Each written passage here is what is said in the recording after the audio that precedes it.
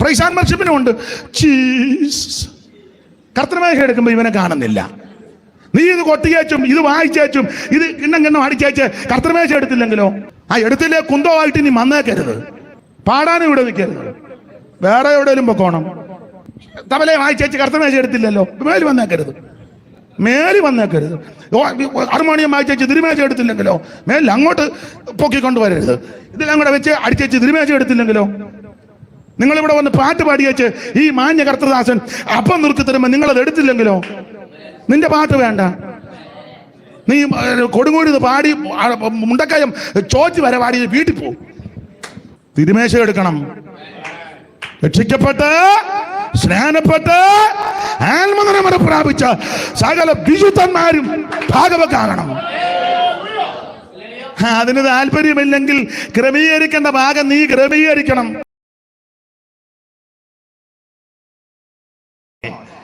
ദൈവം അബ്രഹാമിനെ വിളിച്ച് ദൈവത്തിന്റെ വിളി കേട്ട് ഇറങ്ങിയ അബ്രഹാം ഇന്നലെ ചിന്തിച്ചല്ലോ. ഒരു ചെറിയ അപാകത അബ്രഹാമിന്റെ ജീവിതത്തിൽ, ചെറുതാണെന്ന് നമുക്ക് തോന്നിയാലും അത് വലിയ വിഷയമായി തീർന്നു. ദേശത്തെ ക്ഷാമം കഠിനപ്പെട്ടപ്പോൾ നേരെ മിസ്രയീമിലോട്ട് പോയി. അത് ജീവിതത്തിലെ പാളിച്ചയായിരുന്നു.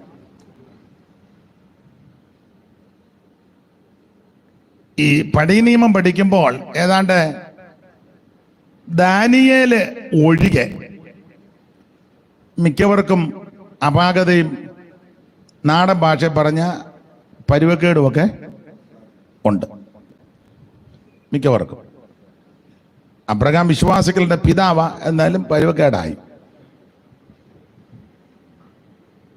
ഉണ്ട്. അത് നിങ്ങളെല്ലാവരും എടുത്ത് പരിശോധിച്ച് വേറെ പുസ്തകം മൊത്തം. ചിലരുടെ ഇരിപ്പും ഭാവം കൊണ്ടാൽ എന്നെ പോലെ ഒരു വിശുദ്ധൻ ഇന്ത്യക്കകത്ത് ഇല്ലെന്നുള്ള ധാരണ ചിലർക്കുണ്ട്. ദാനിയേൽ ഒഴികെ മറ്റ് മിക്കവർക്കും പലവിധമാകുന്ന ന്യൂനതകൾ നമ്മൾ ദർശിക്കാറുണ്ട്. അതുകൊണ്ട് യെഹോശാഫാത്തിനെ രാജാവായിട്ട് അഭിഷേകം ചെയ്ത് ഈ ശുശ്രൂഷയിലേക്ക് കൊണ്ടുവന്നപ്പോൾ അവിടെ പറയുക, യെഹോശാഫാത്ത് തന്റെ പിതാവാകുന്ന ദാവീദിന്റെ ആദ്യത്തെ വഴി നടന്നെന്ന. നിങ്ങൾ ആ വാക്യം ഒന്ന് വായിച്ചേ. ദാവീദിന്റെ ആദ്യത്തെ വഴി നടന്നെന്ന. എടുത്തവർക്കൊന്ന് വായിക്കാം. അവൻ തന്റെ പിതാവായ ദാവീദിന്റെ ആദ്യത്തെ വഴി നടന്നെന്ന് ദിനവൃത്താന്തങ്ങളുടെ 2-ാം പുസ്തകം 17-ാം അധ്യായത്തിന്റെ 3-4 വാക്യം വായിച്ചേ. യെഹോശാഫാത്ത് തന്റെ പിതാവായ ദാവീദിന്റെ ആദ്യത്തെ വഴികളിൽ നടക്കുകയും യെഹോശാഫാത്ത് തന്റെ പിതാവായ ദാവീദിന്റെ ആദ്യത്തെ വഴികളിൽ നടക്കുകയും അപ്പോൾ ദാവീദിന്റെ ആദ്യത്തെ വഴി. അപ്പോൾ വേറെ വഴിയുണ്ട്. അപ്പൊ അബ്രഹാമിന്റെ ജീവിതത്തിലെ ഒരു ചെറിയ പാളിച്ചയാണ്. അബ്രഹാം നേരെ ക്ഷാമം വന്നപ്പോൾ മിസ്രയീമിലേക്ക് പോയി. അങ്ങനെ മിസ്രയീമിൽ പോകരുതായിരുന്നു. ക്ഷാമം വന്നപ്പം ദൈവത്തോട് ആലോചന ചോദിച്ച് അവിടെ നിൽക്കണമായിരുന്നു. അതിന് വിധേയപ്പെട്ടില്ല. സംഭവം പിന്നീടാണെങ്കിലും അബ്രഹാമിന്റെ കാലത്തെ ക്ഷാമം പോലെ ഇസഹാക്കിന്റെ കാലത്ത് ക്ഷാമം വന്നു. അപ്പൊ ഇസഹാക്ക് മിസ്രയീമിലോട്ട് പോയില്ല. കാരണം ഇസഹാക്കിന് മനസ്സിലായി അപ്പച്ചൻ പോയതിന്റെ ക്ലേശം ഇതുവരെ തീർന്നിട്ടില്ല. അപ്പച്ചൻ ഒരു പോക്ക് പോയതാ, അമ്മച്ചിയെ കിട്ടിയത്. ഏതമ്മച്ചി?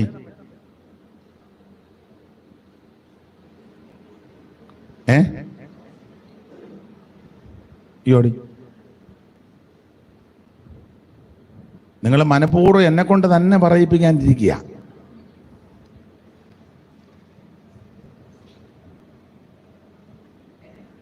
മിസ്രയീമിൽ പോയപ്പോൾ കിട്ടിയത് ആരെയാ? ഹാഗാറിനെ. അതിലെ മിസ്രയീമിയ ദാസി 16-1 വായിച്ചേ. അബ്രാമിന്റെ ഭാര്യയായ സാറായി മക്കളെ പ്രസവിച്ചിരുന്നില്ല. എന്നാൽ അവൾക്ക് ഹാഗാർ എന്ന പേരുള്ള ഒരു മിസ്രയീമിയ ദാസി. ഹാഗാർ എന്ന പേരുള്ള ഒരു മിസ്രയീമിയ ദാസിയുണ്ടായി. ദാസി, അത് മിസ്രൈമിൽ പോയപ്പോ കിട്ടിയതാ. അതിനെപ്പറ്റി വേദപഠിതാക്കളിൽ ചിലര് പറയുന്നത് ഈ അഡ്ജസ്റ്റ്മെന്റിലാന്നല്ലോ അവിടെ നിന്നേ. അപ്പം പറവോന് സാറാമാമയോട് പ്രിയമുണ്ടായി, അമ്മാമ്മയെ കൊട്ടാരത്തിൽ കൊണ്ടുപോയി. അപ്പം പെങ്ങളാന്നും പറഞ്ഞാന്നല്ലേ കൊണ്ടുപോകുന്നത്. അപ്പം പറവോൻ തന്നെ ഒരു തീരുമാനമുണ്ട്, തന്ന ഏതായാലും പെങ്ങളെ ഞാൻ ഇങ്ങെടുത്ത് ഒരു സഹോദരിയെ നിനക്ക് തരാം. അങ്ങനെ ഹാഗാറിനെ അവിടെ നിന്ന് കൊടുത്തത്. അപ്പൊ അങ്ങനെ ആ ഹാഗറിൽ കൂടി എന്തെല്ലാം വൈതരണികൾ അനുഭവിക്കുക. ഇസഹാക്കിന് മനസ്സിലായി, ക്ഷാമം വന്നപ്പോൾ അപ്പച്ചൻ മിസ്രൈമിലോട്ട് പോയി, അത് ശുഭകരമായില്ല, അന്ന് മുതൽ പ്രശ്നമാ, ഇന്ന് വരെ തീർന്നിട്ടില്ല. അതുകൊണ്ട് ഇസഹാക്ക് ഒരു തീരുമാനമെടുത്തു, ഞാൻ ദൈവത്തോട് ആലോചന ചോദിക്കും. അപ്പൊ ദൈവത്തോട് ആലോചിച്ചപ്പോൾ ദൈവം പറഞ്ഞു, എങ്ങും പോകണ്ട, ഇവിടെ തന്നെ നിന്നാ മതി. ഞാൻ താഴോട്ട് പഠിച്ചു വരുമ്പോൾ നിങ്ങൾക്കറിയാം, ഇസഹാക്ക് ആ ആണ്ടിൽ ബതച്ചു 100 മേനി വിളവ് കിട്ടി.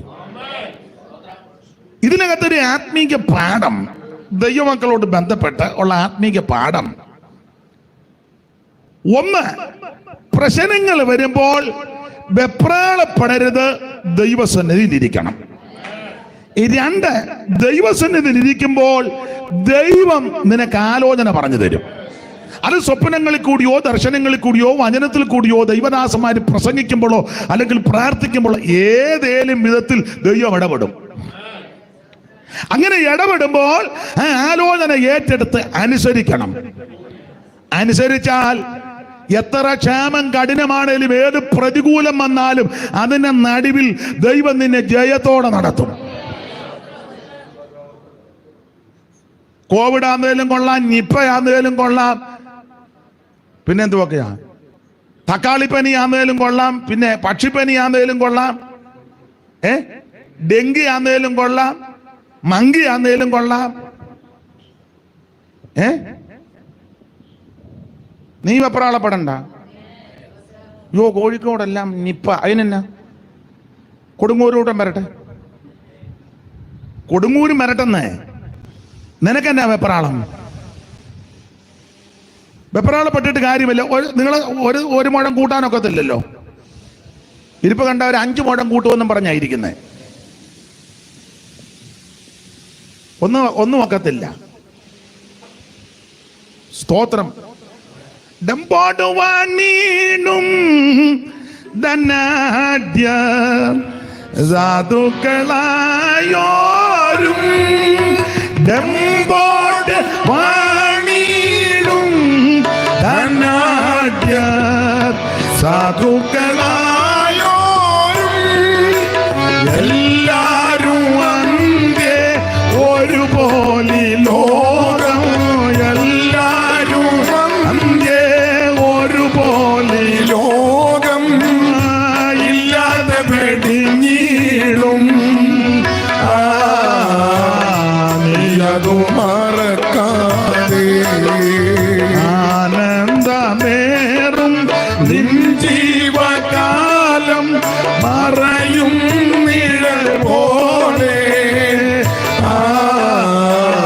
നീയതു മറക്കാതെ ആനന്ദമേറും നിൻ ജീവകാലം മറയും നിഴൽ പോലെ, നീയതു മറക്കാതെ. അപ്പൊ ശ്രദ്ധിക്കുക, ഇതിനകത്ത് ആത്മീക പാഠം. പ്രശ്നങ്ങൾ വരുമ്പോൾ വെപ്രാളപ്പെടരുത്. നാടൻ ഭാഷ പറഞ്ഞ പരവേശം എടുക്കരുത്, ദൈവസന്നിധിയിൽ ഇരിക്കണം. അങ്ങനെ ഇരിക്കുമ്പോൾ ദൈവം നിനക്ക് ആലോചന പറഞ്ഞു തരും. ആലോചന കേട്ടേ ചെടിനേറ്റ് ഓടുകയല്ല, ആലോചന കേട്ടാൽ അത് അനുസരിക്കണം. അതനുസരിച്ച് കഴിയുമ്പോൾ എത്ര പോരാട്ടമാണെങ്കിലും പ്രതിസന്ധിയാണെങ്കിലും പ്രതികൂലമാണെങ്കിലും ഏത് കഷ്ടതയാണെങ്കിലും ഏത് പ്രതികൂലമാണെങ്കിലും അതിന്റെ നടുവിൽ ദൈവം നിന്നെ അത്ഭുതകരമായി നടത്തും. ദൈവം വിശ്വസ്തനാ. കർത്താവ് പറഞ്ഞില്ല, കാക്കകളെ നോക്ക്, വിതയ്ക്കുന്നില്ല, കൊയ്യുന്നില്ല, കളപ്പൊരിയും കൂട്ടുവെക്കുന്നില്ല, അതിനേക്കാൾ നിങ്ങൾ വിശേഷതയുള്ളവരല്ലേ? അമ്മ കുരുകിലും നോക്ക്, അതിനേക്കാൾ വിശേഷതയുള്ളവരല്ലേ? നിങ്ങളുടെ ദൈവം അറിയാൻ നിങ്ങൾക്ക് എന്തെല്ലാം വേണമെന്ന്. ആകയാൽ എന്ത് തിന്നും, എന്ത് കുടിക്കും, എന്തൊടുക്കുന്നു വിചാരപ്പെടരുത്. ഈ വക ജാതികൾ അന്വേഷിക്കുന്നു, സ്വർഗസ്ഥനായ നിങ്ങളുടെ പിതാവോ ഇതെല്ലാം നിങ്ങൾക്ക് ആവശ്യമെന്നറിയുന്നു. ആകയാൽ മുന്നമേ അവന്റെ രാജ്യവും നീതിയും അന്വേഷിക്ക്, അതോടുകൂടെ ഇതൊക്കെ തരും. എപ്പറാളെ പിടിക്കുകയൊന്നും ചെയ്യരുത്. സ്തോത്രം. നന്നായിട്ട് പ്രാർത്ഥിച്ച് ദൈവത്തോട് കാര്യം ചോദിച്ചോണം. ദൈവം അത്ഭുതകരമായിട്ട് നടത്തും. Praise the lord, praise the lord. Isaac ആ ആണ്ടിൽ വധിച്ചു. അവന് 100 മേനി വളവ് ദൈവം കൊടുത്തു. 100 മേനി. ഇത് വരാൻ പോകുന്ന ആസന്നഭാവികൾ നടക്കാൻ പോകുന്ന ഒരു വിഷയത്തിന്റെ നിഴലും കൂടാ. ഈ ഭൂമിയുടെ ശാപമെല്ലാം ദൈവം മാറ്റും. കാരണം ഇസഹാക്കിന് മുമ്പ് വധിച്ചിട്ടും 100 മേനി കിട്ടിയില്ല. അതിന് പിന്നെ ഇതുവരെ ആരും വധിച്ചിട്ട് 100 മേനി കിട്ടിയിട്ട്. നമ്മളെല്ലാം വിതകാരാ, നന്നായിട്ട് വിതയ്ക്കുന്നുണ്ട്. പക്ഷെ ഇന്ന് വരെ അതിന് മുമ്പും അതിന് പിമ്പും ആർക്കും 100 മേനി കിട്ടിയിട്ടില്ല. ഇനി കിട്ടുന്നൊരു സുദിനമുണ്ട്. ഈ ഭൂമിയുടെ ശാപം ദൈവം മാറ്റും. ഇപ്പോൾ ഇത് ശാപകലുഷിതമായ ഭൂമിയാ. അങ്ങനെയാണല്ലോ ആദമനോട് പറഞ്ഞത്, നിന്റെ നിമിത്തം ഭൂമി ശപിക്കപ്പെടും. ശപിക്കപ്പെട്ട ഭൂമിയിൽ എന്ത് കുഴിച്ചാലും എന്ത് വിതച്ചാലും എന്തിട്ടാലും 100 മേനി കിട്ടുകയില്ല. എന്നാൽ ഈ ഭൂമിയുടെ ശാപം നമ്മുടെ കർത്താവ് മാറ്റും. അതാണ് വെളിപ്പാട് പുസ്തകം 5-ാം അധ്യായം ഭൂമിയുടെ വീണ്ടെടുപ്പ്. ആ പുസ്തകം അതിന്റെ ആധാരമാണ്. അതെല്ലാം വാങ്ങി മുദ്രയെല്ലാം പൊട്ടിച്ച് ഈ ഭൂമിയെ ഇഞ്ഞ് വീണ്ടെടുക്കും. വീണ്ടെടുത്ത് കഴിയുമ്പോൾ ഈ ഭൂമിയിൽ പിന്നത്തേതിൽ വിതയ്ക്കും. 100ക്ക് 100 മേനി കിട്ടും. സ്തോത്രം. അന്ന് അലോഗ്യം ഒന്നുമില്ല. 1000 ആണ്ട് വാഴ്ചയല്ലേ? അലോഗ്യം ഒന്നും യാതൊരു പ്രശ്നങ്ങളുമില്ല. സ്തോത്രം. ധാർഷ്ട്യക്കാരില്ല, നിഗളികളില്ല, ഭോഗപ്രിയരില്ല, ഏഷണിക്കാരും ദൂഷകന്മാരും നന്ദി കെട്ടവരുമില്ല. വഞ്ചനയില്ല, വാഗ്വാദമില്ല, വൈരം അശേഷമില്ല. പിന്നെ ഒത്തിരി ഇല്ലാത്ത കാര്യങ്ങൾ അവിടെ എഴുതിയിട്ടുണ്ട്. നാസിസം, പാസിസം, എത്തിസം, പാന്തിസം, കമ്മ്യൂണിസം ഇല്ല. ലീഗലിസം ഇല്ല, മോഡേണിസം ഇല്ല, കോൺഗ്രസും ഇല്ല. ഇപ്പൊ ഇവിടെ ഇതെല്ലാം ഉണ്ട്. വരാൻ പോകുന്ന പുത്തൻ ഭൂമിയിൽ ഇതൊന്നുമില്ല. ആ ഭൂമിയിൽ വിശുദ്ധന്മാര് കാണും. ദൈവമക്കൾ ഭരിക്കും. അലോഗ്യം ഒന്നുമില്ല. കാരണം അലോഗ്യം ഉണ്ടാക്കുന്നതിനെ പിടിച്ച് ബന്ധിച്ചു വെച്ചിരിക്കുക 1000 ആണ്ട്. അവനല്ലേ ഈ നാശമെല്ലാം ഒപ്പിക്കുന്നത്. നാശകോടാലിയെ പിടിച്ച് കണ്ണുനീരാകയൊഴിഞ്ഞിടുമേ 1000 ആണ്ടു വസിക്കുമവനുടെ എനിക്കായൊരുക്കിയ കണ്ണുനീരാകയൊഴിഞ്ഞിടുമേ 1000 ആണ്ടു വസിക്കുമവനുടെ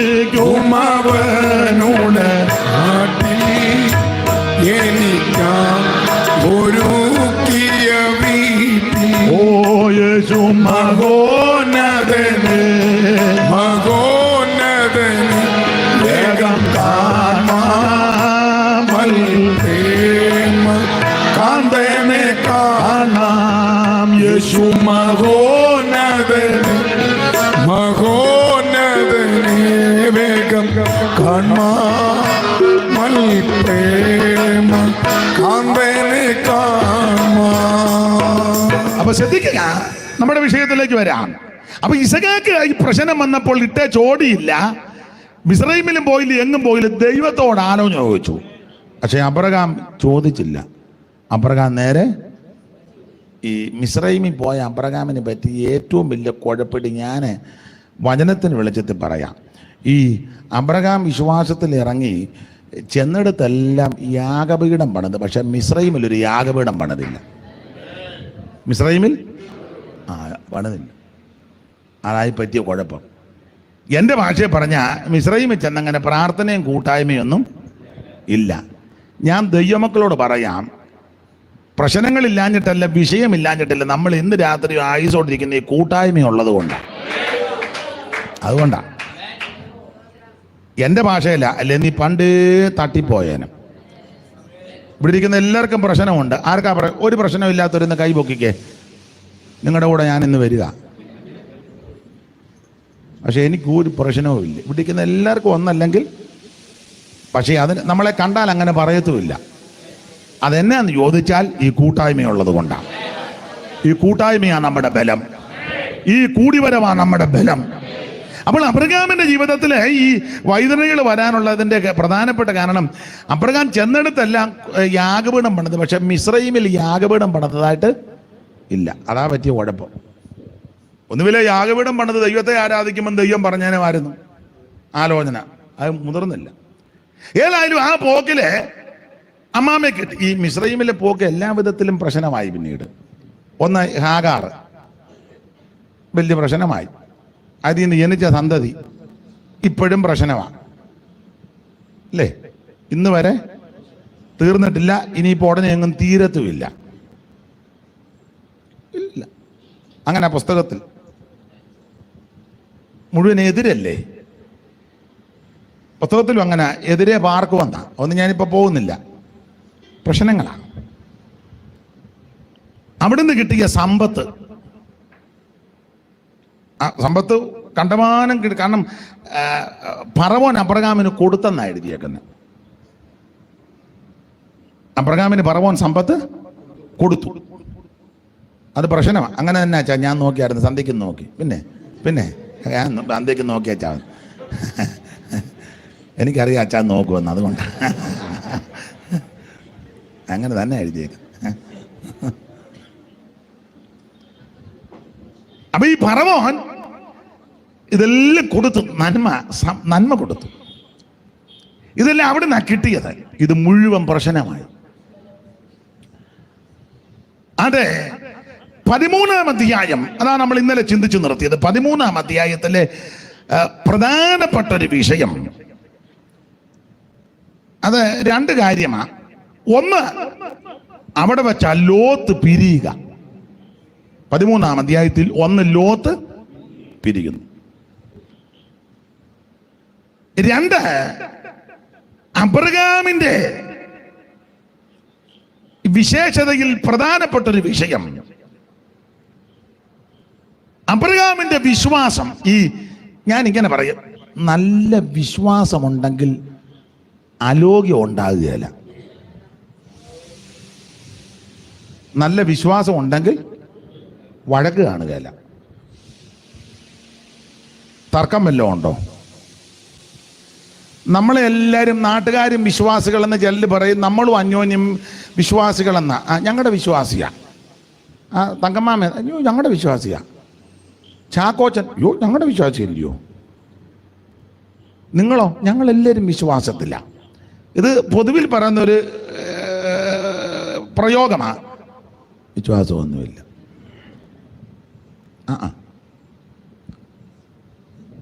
ദൈവത്തിൽ നല്ലതുപോലെ നിനക്ക് വിശ്വാസമുണ്ടെങ്കിൽ അലോഗ്യം ഉണ്ടാകത്തില്ല, വഴക്കുണ്ടാകുകയല്ലെന്ന്.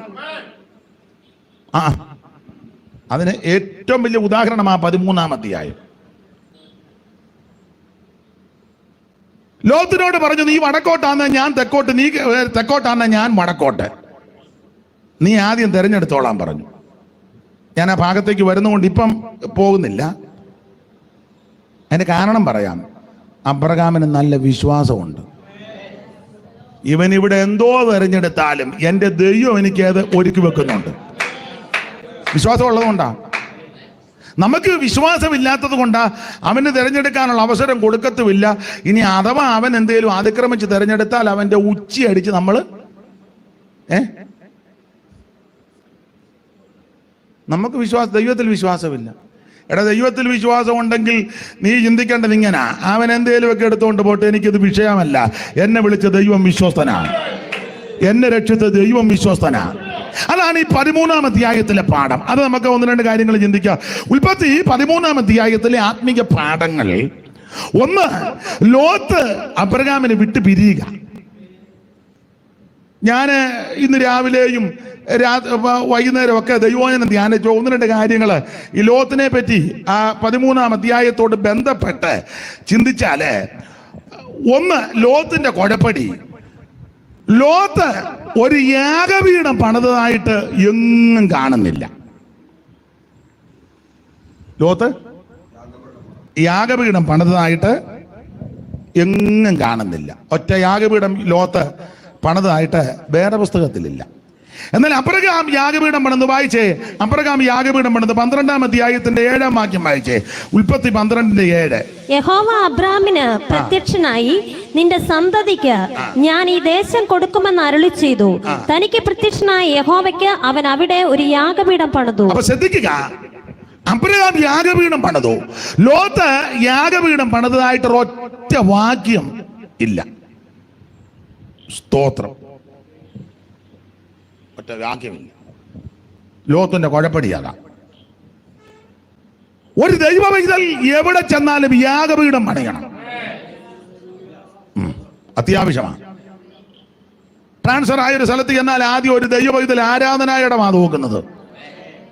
കുഞ്ഞുങ്ങൾ എവിടെയെങ്കിലും ദൂരോട്ടോ എവിടെയെങ്കിലും ജോലിക്കോ പഠനത്തിനോ പോയാൽ ആദ്യം ആരാധന സ്ഥലം അന്വേഷിക്കണം, എന്നാലേ രക്ഷപ്പെടുവോൾ. അതുകൊണ്ടാണ്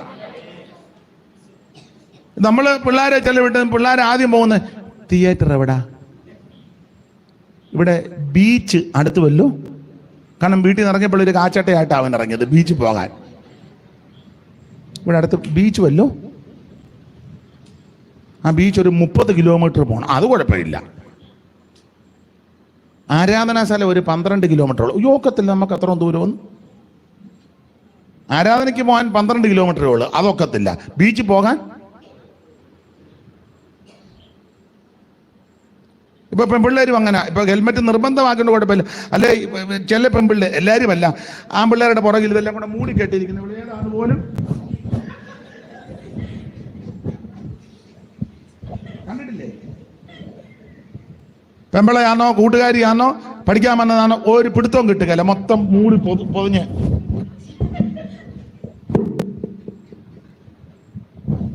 നിങ്ങൾ ഈ കേരളത്തിലൊന്നുമല്ലേ കണ്ടിട്ടില്ലേ?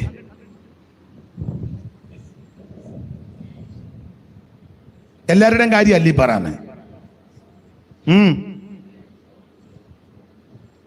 ഒരു ദൈവവൈതൽ എവിടെ ചെന്നാലും ആദ്യം ആരാധനായിടം തിരക്കണം. ഇവിടെ കൂട്ടായ്മയുണ്ടോ, പ്രാർത്ഥനയുണ്ടോ, കൂട്ടായ്മയുണ്ടോ, ആരാധനയുണ്ടോ? അങ്ങനെ തിരക്ക് നീ ചെന്നാൽ നീ രക്ഷപ്പെട്ടു. അങ്ങനെ ആരംഭകാലത്ത് ചെന്നവരെല്ലാം അങ്ങനെ കൂടാരോ യാഗപീഠം തിരക്കി അന്വേഷിച്ച് യാഗപീഠം പണിതവർ മുഴുവൻ രക്ഷപ്പെട്ടു. നമ്മളിപ്പോൾ അമേരിക്കക്കാരുടെ പേർഷ്യക്കാരുടെയൊക്കെ കാര്യങ്ങൾ പറയും. അവർ പേർഷ്യക്കാരും അങ്ങനെ ഇഷ്ടം പോലെ. അവരൊക്കെ ആരംഭകാലത്ത് ചെന്നപ്പോൾ ആദ്യം ചെന്നവരെല്ലാം അവിടെ പ്രാർത്ഥന തുടങ്ങി. അല്ല, ഈന്തപ്പനെ കയറി ഇരുന്നേച്ച് പറിച്ച് തിന്നേച്ച് കിടന്നുറങ്ങുകയല്ല.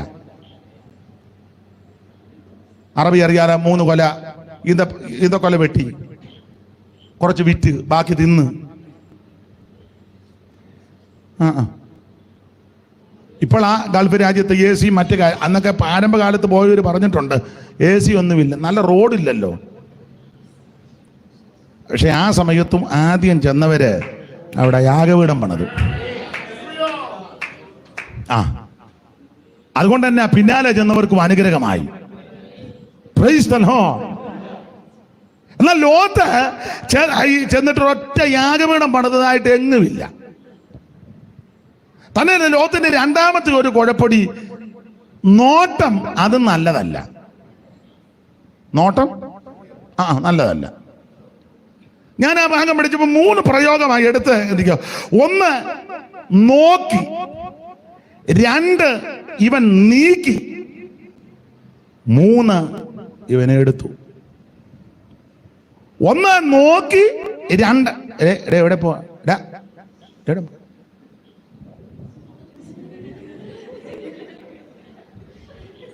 പെട്ടെന്ന് വാ. ഉരുണ്ട് വീടരുത്.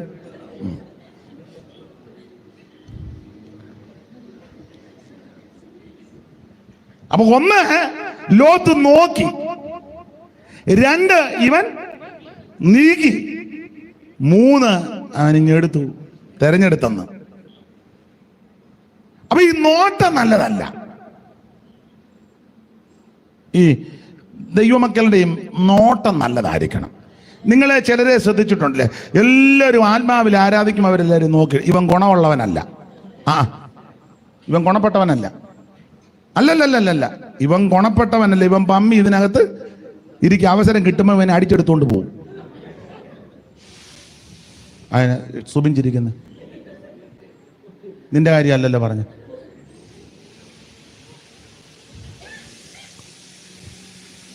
നിങ്ങൾ ചിലരെ ശ്രദ്ധിച്ചേ, എല്ലാവരും ആത്മാവിൽ നിറയുമ്പോൾ ഇവനിങ്ങനെ നോക്കുന്നതാണ്.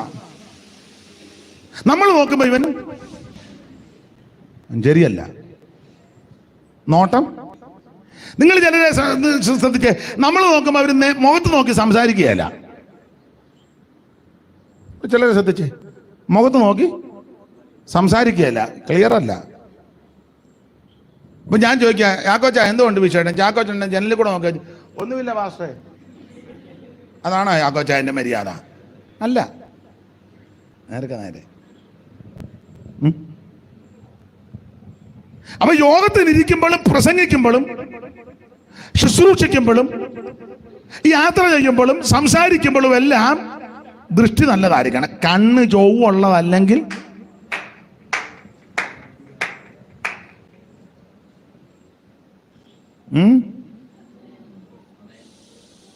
സ്തോത്രം. ചില പ്രിയപ്പെട്ടവരെ എനിക്ക് ഓർമ്മ വരുന്നുണ്ട്, പേരൊന്നും പറയുന്നില്ല. നോട്ടം ശരിയല്ല. അവര് യോഗത്തിനിരുന്നാലും ദൃഷ്ടിയല്ല. നിങ്ങൾ നോട്ട് ചെയ്തോണം. ഞങ്ങളുടെ അവിടെ ചർച്ചിലെ ലൈവ് ഉള്ളത് കൊണ്ട് ചിലർ വിളിച്ചിങ്ങനെ പറയും, അവൻ എൻ്റെ കണ്ണും നോട്ടവും നല്ലതല്ല, ഒന്ന് നോട്ട് ചെയ്തോണമെന്ന്. ഞാൻ പിന്നെ ആരോടും പറയത്തില്ല, ഞാൻ പൊതുവിലങ്ങ് പറയും, ഗുണമാകുന്ന ഗുണമാകട്ടെ.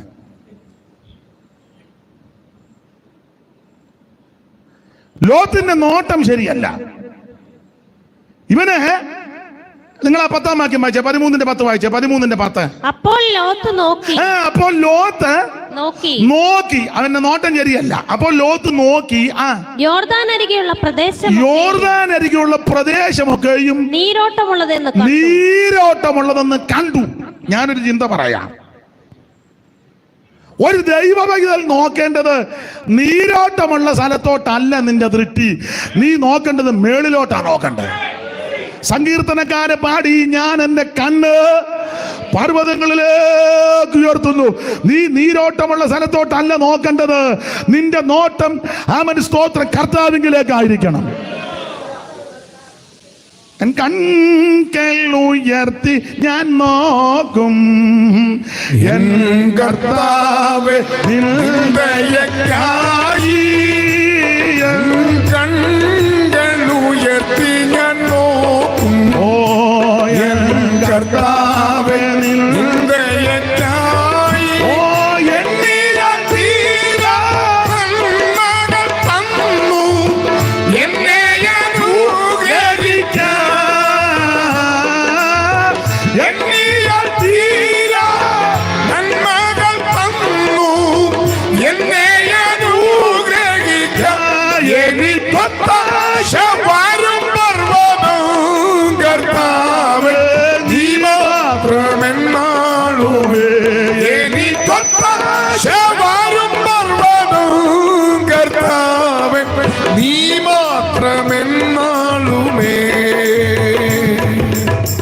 ദൈവത്തെ സ്തുതിച്ചേ.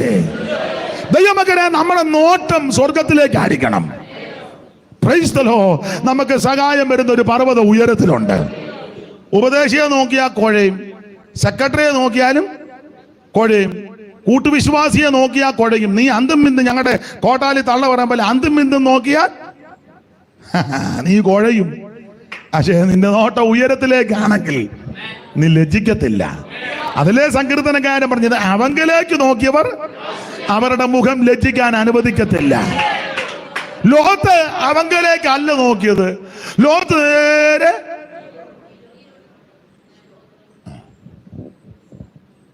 ഈ ആവശ്യമില്ലാത്തതെല്ലാം നോക്കിയാൽ പിന്നെ അങ്ങോട്ട് നീക്കും. താഴോട്ട് വായിച്ചേ, നീക്കി എന്നൊരു പദം ഉണ്ടല്ലോ, വായിച്ചേ താഴോട്ട്. അബ്രാം കനാൻ ദേശത്ത് പാർത്തു.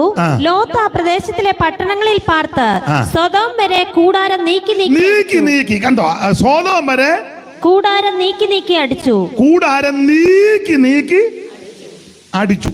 എങ്ങനുണ്ട്? ഈ നോട്ടം ശരിയല്ലെങ്കിൽ ആവശ്യമില്ലാത്തടത്തോട്ടെല്ലാം അതാ നീങ്ങും. നീങ്ങി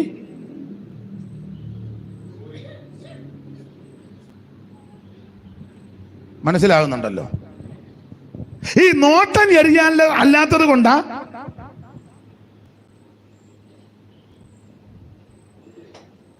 നിങ്ങൾ എന്നെ തുറിച്ചൊന്നും നോക്കണ്ട. ഞാൻ പുസ്തകത്തിലെ കാര്യം പറയാം, നിങ്ങൾക്ക് ഇഷ്ടമുണ്ടെ അംഗീകരിച്ചാൽ മതി.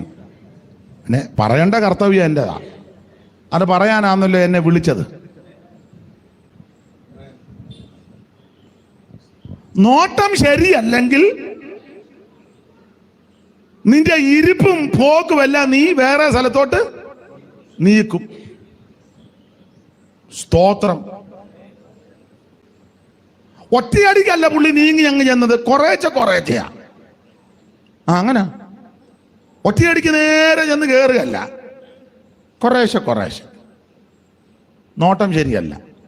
അപ്പൊ നോക്കി കൂടാരം നീക്കി മുഴുവൻ ഇങ്ങെടുത്തു. ആ പുള്ളി പോയ സ്ഥലത്തെ പറ്റി പുസ്തകത്തിൽ രണ്ട് കാര്യമാണ് പറഞ്ഞത്. ഒന്ന്, യഹോവയുടെ തോട്ടം പോലെയായിരുന്നു നേരത്തെ. രണ്ട്, മിസ്രയീം പോലെ. അങ്ങനല്ലേ അവിടെ എഴുതിയേക്കുന്നത്? ലോത്തെടുത്ത സ്ഥലത്തിനെ പറ്റി കൊടുത്തിരിക്കുന്ന പ്രയോഗം വായിച്ചേ.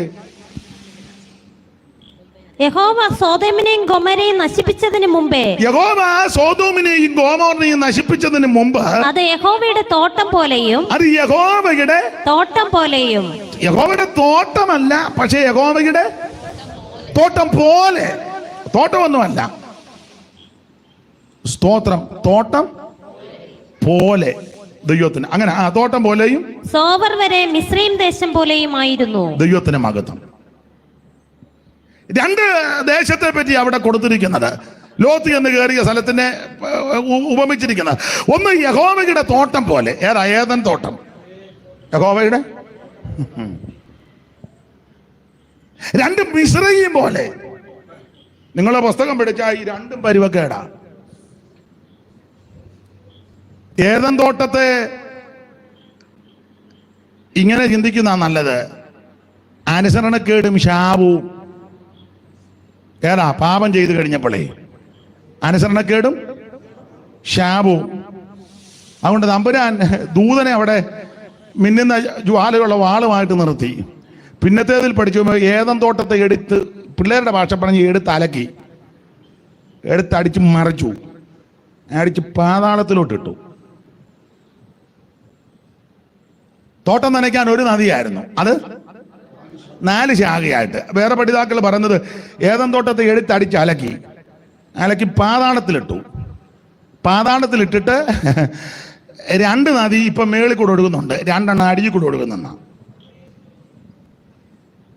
ആവശ്യമില്ലാത്ത നോട്ടത്തിനും ആവശ്യമില്ലാത്ത കാര്യങ്ങൾക്ക് നീ പോയാൽ എടുത്ത്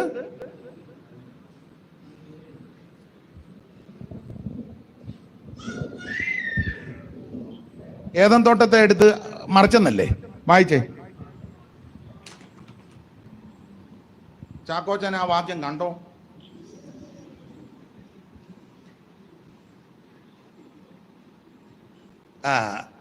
വായിച്ചേ. യഗസ്കേൽ പ്രവചനം. ഉൽപ്പത്തി തപ്പി ഊപ്പാട് വന്നാൽ കാണുകയില്ല. വേറെ കേസ്. എന്തോട്ടെ ഇവിടെ അടുത്തിട്ട് മറിച്ചത്.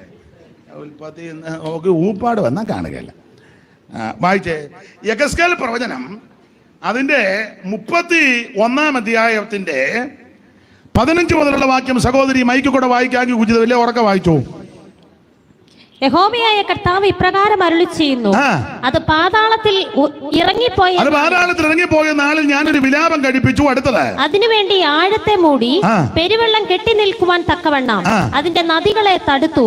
അത് നിമിത്തം ഞാൻ ലെബാനോനെ കറുപ്പുടിപ്പിച്ചു. കാട്ടിലെ സകല വൃക്ഷങ്ങളും അത് നിമിത്തം ക്ഷീണിച്ചു പോയി. അടുത്തത്, ഞാൻ അതിനെ കുഴിയിലിറങ്ങുന്നവരോടുകൂടെ പാതാളത്തിൽ തള്ളിയിട്ടപ്പോൾ അതിന്റെ വീഴ്ചയുടെ മുഴക്കത്തിങ്കൽ ഞാൻ ജാതികളെ നടുങ്ങുമാറാക്കി. അടുത്തത്, ഏദനിലെ സകല വൃക്ഷങ്ങളും ലെബാനോനിലെ ശ്രേഷ്ഠവും ഉത്തമവുമായി വെള്ളം കുടിക്കുന്ന സകല വൃക്ഷങ്ങളും ഭൂമിയുടെ അധോഭാഗത്ത് ആശ്വാസം പ്രാപിച്ചു. അങ്ങോട്ട് പോയി അടിച്ച് താഴോട്ടിട്ട് ദൈവം. ഈ യഗസ്കേൽ പ്രവചനം 31-ാം അധ്യായത്തിന്റെ 15 മുതൽ 3 പ്രാവശ്യം ഞാൻ മൈക്കിൽ കൂടെ പറഞ്ഞതാ. 4-ാമത് ഒന്നുകൂടെ ഞാൻ പറഞ്ഞു, 5-ാമത് ഒന്നുകൂടെ പറയാൻ പോവാ. യഗസ്കേൽ 31:15.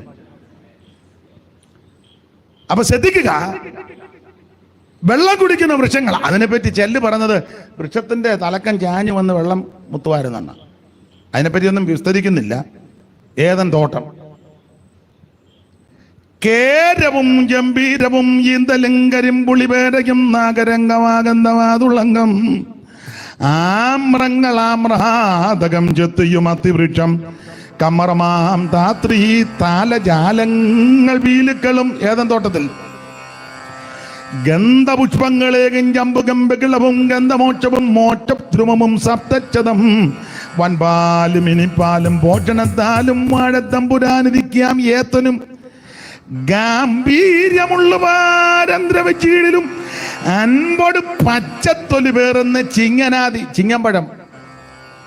അൻപോട് പച്ചത്തൊലി പേറുന്ന ചിങ്ങനാതിരമ്പകൾ പലതരം ഇക്ഷിക്കൾ പൂക്കളുള്ള ചുമ്പത്താമ്പൂക്കളുള്ള വൃക്ഷങ്ങൾ പലതരം രമ്യതയട്ടകാട് തറയും പൊന്നാക്കുന്ന രമ്യാകതരുക്കളും സന്ധ്യാമേഘങ്ങൾ പോലെ ശോഭിച്ചു ചെമ്പൂക്കളാൽ വനദീപകയേറ്റും ശ്രീപരമാർന്ന രക്തപുഷ്പങ്ങൾ മന്ദാരവും ലഘുനം ശകുനവും അജനമജമോജം ആപ്പിളും പൈനാപ്പിളും ചെറിയും ഗൂസ്ബെറിയും ആപ്പിൾ വൃക്ഷമേകം വൃശ്ചിക്ക് രമ്യങ്ങളും ഭക്ഷ്യതങ്ങളുമായ സസ്യമുൽമാദികളാ അക്ഷയമായ കാന്തി വിലസുന്ന ആരാമത്തിൽ വെള്ളരി മുതലായ വല്ലികൾ പ്രഫുല്ലമായി നല്ലോണ്ട് കാന്തിയോടും നവ്യ പക്വത മൂലം ശോഭിച്ചു ചെമ്പൂക്കളാൽ വനദീപികയേറ്റും ശ്രീപരമാർന്ന രക്തപുഷ്പങ്ങൾ മന്ദാരവും. ഇതെല്ലാം അപ്പൊ ഇത് മുഴുവൻ ഏദൻ തോട്ടത്തിലാണ്. അപ്പൊ ഈ നോട്ടം ശരിയല്ലെങ്കിൽ ഇത് മുഴുവൻ ദൈവം അടിച്ച് താഴെ കളയും, കീഴ്മേൽ മറിച്ച് പാതാളത്തിലിട്ട്. ഒന്നുകൂടെ വാക്യം വായിച്ച് സഹോദരി. യഹോവയായ കർത്താവ് ഇപ്രകാരം അരുളി ചെയ്യുന്നു, അത് പാതാളത്തിൽ ഇറങ്ങിപ്പോയ നാളിൽ ഞാൻ ഒരു വിലാപം കഴിപ്പിച്ചു. അതിനുവേണ്ടി ആഴത്തെ മൂടി പെരുവെള്ളം കെട്ടി നിൽക്കുവാൻ തക്കവണ്ണം അതിന്റെ നദികളെ തടുത്തു. അത് നിമിത്തം ഞാൻ ലെബാനോനെ കറുപ്പുടിപ്പിച്ചു. കാട്ടിലെ സകല വൃക്ഷങ്ങളും അത് നിമിത്തം ക്ഷീണിച്ചു പോയി. ഞാൻ അതിനെ കുഴിയിലിറങ്ങുന്നവരോട് കൂടെ പാതാളത്തിൽ തള്ളിയിട്ടു. അടുത്തത്, അതിന്റെ വീഴ്ചയുടെ മുഴക്കത്തിങ്കൽ ഞാൻ ജാതികളെ നടുങ്ങുമാറാക്കി. ഏദനിലെ സകല വൃക്ഷങ്ങളും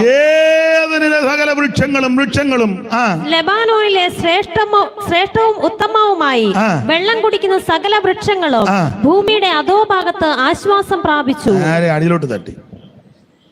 ഈ സ്ഥലമാ മിസ്റ്റർ ലോത്ത്. തെരഞ്ഞെടുപ്പൊക്കെ അവനവൻ എല്ലാവരും ശ്രദ്ധിച്ചോണം, എന്നതാ തെരഞ്ഞെടുക്കുന്നെന്ന്. അപ്പൊ ഇത് ലോത്ത് അവിടെ ചെല്ലുന്നതിന് മുമ്പ് ഇത് യഹോവയുടെ തോട്ടം പോലെയും മിസ്രയീം ദേശം പോല. അപ്പൊ യഹോവയുടെ തോട്ടം അത് അനുസരണക്കേട് ശാപു. മിസ്രയീം എന്തിനെ കാണിക്കുന്നു ചോദിച്ചാൽ ആ ഭാഗത്തോട് ബന്ധപ്പെട്ട് പഠിച്ചാൽ പ്രവാസവും പീഡയും. നീ ദൈവത്തെങ്കിലേക്ക് നോക്കാതെ, ദൈവത്തിൽ നിന്ന് പ്രാപിക്കാതെ അവൻ നിന്റെ ജഡപ്രകാരം നീ നോക്കി നീരോട്ടമുള്ളത് നോക്കിയാൽ ഒടുവിൽ നിന്റെ ഗതി ഇതാ, അധോഗതി പ്രാപിക്കും. എന്നാൽ ദൈവത്തെങ്കിലേക്ക് കണ്ണുയർത്തുന്നവനെ, ദൈവത്തെങ്കിലേക്ക് നോക്കുന്നവനെ ദൈവം ഉയർത്തും. ലോത്ത് നോക്കി നീരോട്ടമുള്ള സ്ഥലം. അബ്രഹാം നോക്കിയതിനെ പറ്റി വായിക്കുക. ദൈവശില്പിയായി നിർമ്മിച്ചതും അടിസ്ഥാനമുള്ള അബ്രഹാം അങ്ങോട്ടാ നോക്കിയപ്പോ അവിടെ നല്ല പട്ടണം. ലോത്ത് നോക്കിയപ്പോ ഇനി വേറൊരു പാഠം പറയാം. ഈ ലോത്ത് അന്നേരം നോക്കിയെടുത്ത സ്ഥലം ലോത്തിനെ ചിലപ്പോൾ എല്ലാവരും അഭിനന്ദിച്ച് കാണും. എന്നാലും അച്ചായൻ്റെ ദർശനത്തിന് കുഴപ്പമൊന്നും ദൈവം അച്ചായനെ ഉയർത്തി. എന്നാലും അച്ചായൻ ഈ സ്ഥലം എടുത്തത് തന്നെ നന്നായി. നമുക്കിവിടെ ഒരു മെഗാ ചർച്ച്, പെമ്പിളയും പിള്ളേരും പോലും പ്രാർത്ഥനയ്ക്ക് ഇരിക്കുകയല്ല, പിന്നെ അതിന് മെഗാ ചർച്ച്. നമുക്കിവിടെ ഒരു മെഗാ ചർച്ച് ആട്ടെ. അതിനകത്തൊരു ആത്മീയ പാഠം പറയാം. ലോത്ത് ദൈവാലോചന ചോദിക്കാതെ തിരഞ്ഞെടുത്ത ആ സ്ഥലത്തിന് ഭൗമികമായിട്ട് ഒത്തിരി മെച്ചമാണ്. ഒത്തിരി കെട്ടിടങ്ങളും ഒക്കെ കണ്ടെന്ന് വരാം. എല്ലാം ഉണ്ട് സ്ഥലത്ത്. റോഡ്, ഗതാഗതം, എയർപോർട്ട്. അന്നത്തെ കാലമല്ല, ഞാൻ ഇന്നത്തെ വെച്ചങ്ങ് പറയുക. എയർപോർട്ട്, ഗതാഗതം, railway station, police station, fire station, എല്ലാ സ്റ്റേഷനും ഉണ്ട്. ഫുഡ്, അക്കോമഡേഷൻ, നല്ല സ്ഥലമാണ്. പുള്ളി എല്ലാവരും അഭിനന്ദിച്ച് കാണും. ലോത്ത് അവിടുത്തെ ഫോട്ടോ ഒക്കെ എടുത്ത് എല്ലാവർക്കും മൊബൈൽ അയച്ചു. എല്ലാവരും എന്തോ അതിന് മൊബൈൽ അങ്ങനെ അയക്കുമ്പോൾ എന്നാ പറയുന്നതിന് തിരിച്ച് മറുപടി പറയുന്നതിനായിട്ട് പറയുമല്ലോ, ലൈക്ക്. അതാ ലൈക്ക് അടിച്ചു. ഉടനെ ലോത്തും അമ്മാമ്മയും കൊണ്ട് നിൽക്കുന്ന ഒരു ഫോട്ടോ. ഉടനെ പെൺപിള്ളേർ ബുള്ളറ്റേൽ, അവർക്ക് ആൺപിള്ളേരുണ്ട്, ഇണക്കി വെച്ചിട്ടുണ്ട്. അവർ രണ്ടുകൂടെ നിൽക്കുന്ന ലോത്ത് പറഞ്ഞു, മോക്ക ആലോചിച്ചേക്കുന്ന അവൻ്റെ പേര് ഡാനി തോമസ്.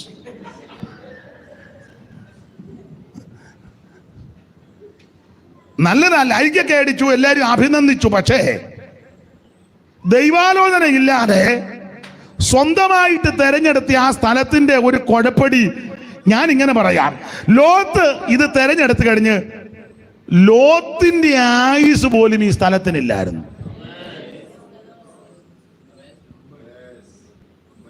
ലോത്തിന്റെ ആയുസ് പോലും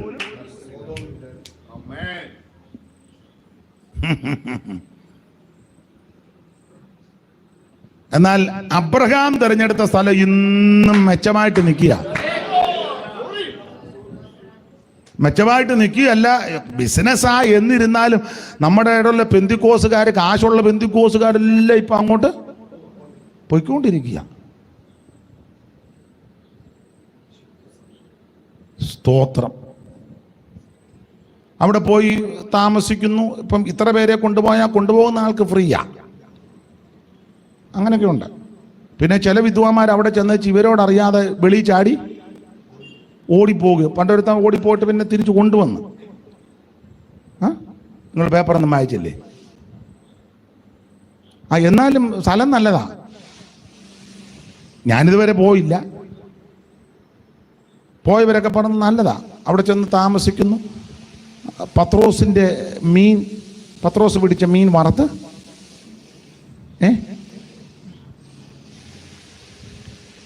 ആട്ടെ. എറണാകുളത്തൊരു തള്ള അവിടുന്ന് ഒരു കുപ്പി വെള്ളവും കൂടെ കൊണ്ടുവന്ന് ഷോക്കേസ് വെച്ചു. ഞാൻ ചോദിച്ചു, ഇതന്നെ ഇത് യോർദാനിലെ വെള്ളമാണ്. ഞാൻ പറഞ്ഞു, തള്ളയെ ഭൂതവാ, അതിനകത്തെല്ലാം ഭൂതം കയറുമെന്ന് പറഞ്ഞു. ഏതാണ്ട് വലിയ പവിത്രമായിട്ടുമുണ്ട്.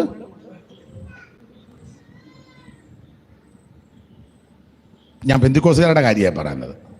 മറ്റുള്ളവർ ചിലപ്പോൾ കൊണ്ടുവരുമായിരിക്കും, അത് കൊണ്ടുവരട്ടെ. പെന്തിക്കോസുകാരുടെ കാര്യമാണ് പറയുന്നത്. 10 കുടം കൊള്ളുന്ന കുപ്പിക്കകത്ത് തള്ള അവിടുത്തെ ഒരു കുപ്പി വെള്ളം എടുത്തുകൂടെ കൊണ്ട് വാട്ടിനെയൊക്കെ എന്നാ ചെയ്യാൻ.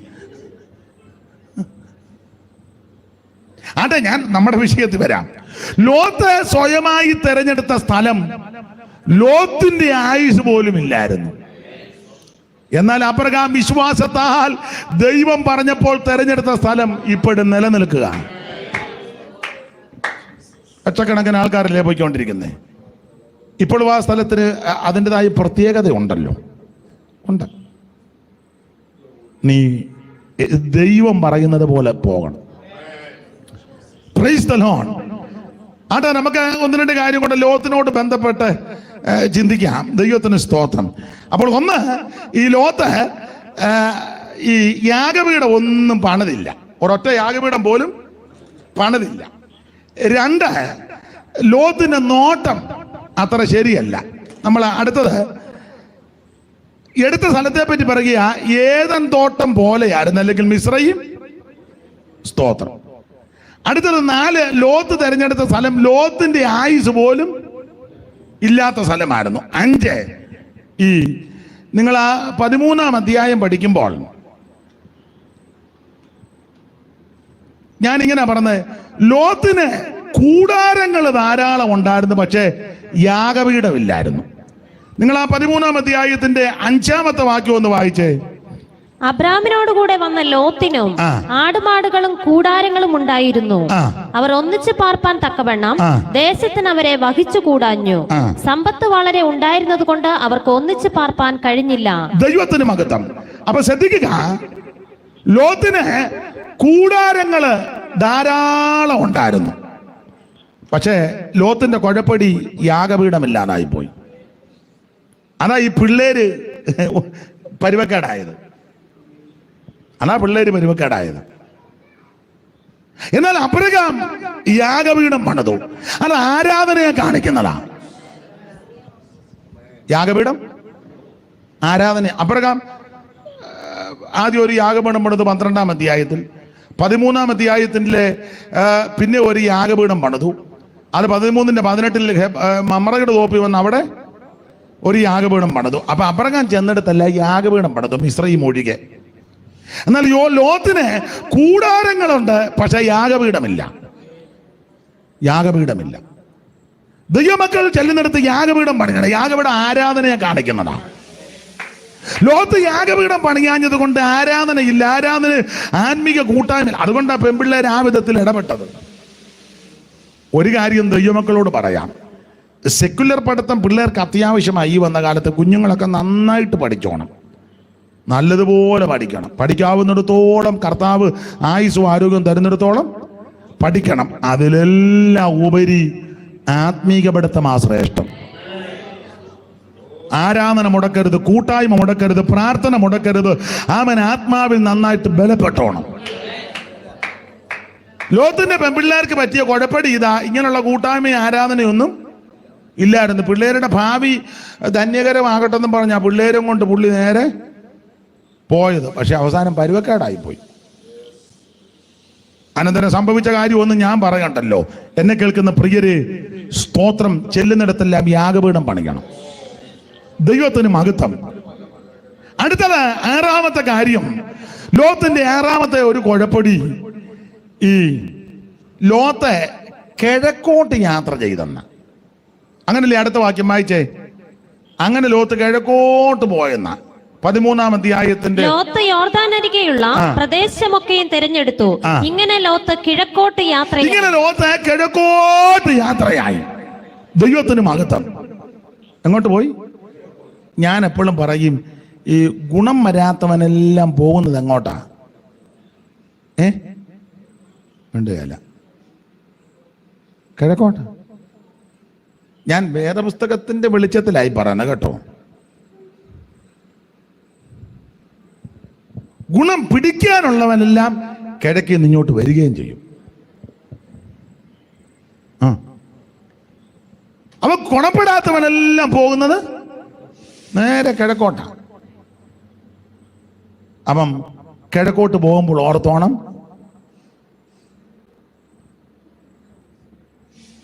പണ്ട് ഞങ്ങളുടെ വീട്ടിലെ പരാധീനതയൊക്കെയുള്ള സമയമല്ലേ.